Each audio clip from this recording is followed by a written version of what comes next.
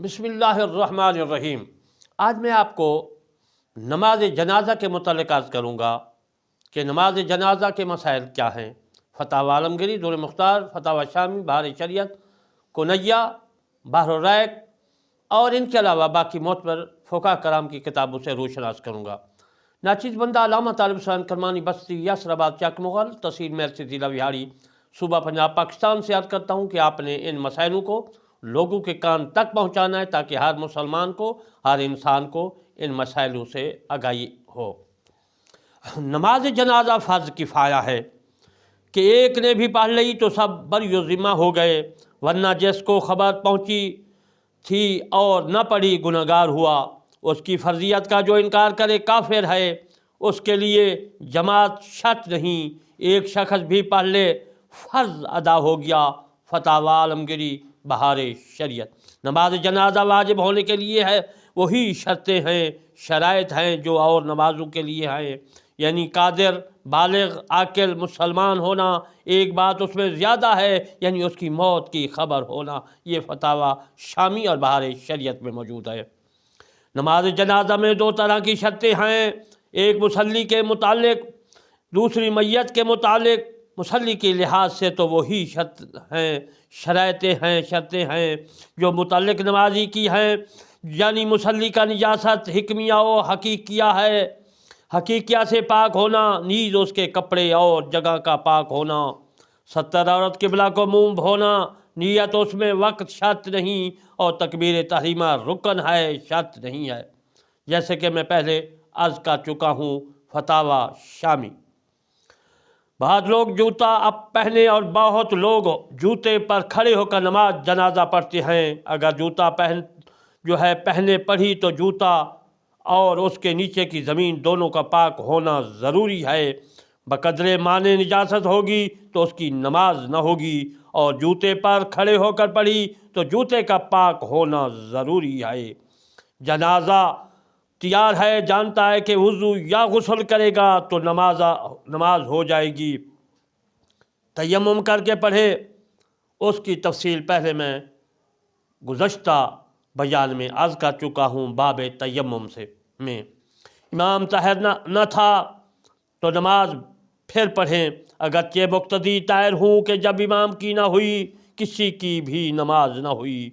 और अगर इमाम ताहिर था, पाक था और मुक्तदी बला तहारत, तो याद आना किया जाए कि अगरचे मुक्तदियों की ना हुई मगर इमाम की तो हो गई।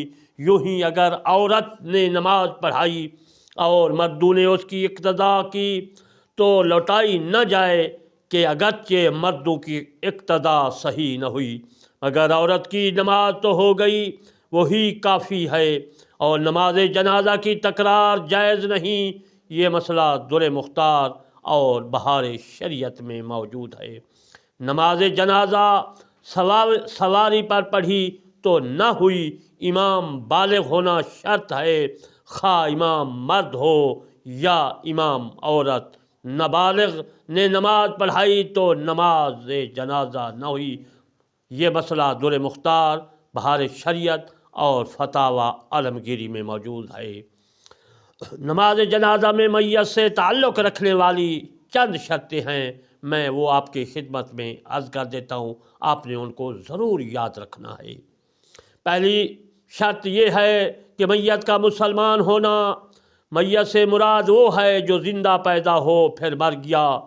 तो अगर मुर्दा पैदा हुआ बल्कि अगर निस्फ़ से कम बाहर निकला उस वक़्त ज़िंदा था, और अक्सर बाहर निकलने से पेशतर मर गया तो उसकी भी नमाज न पढ़ी जाए।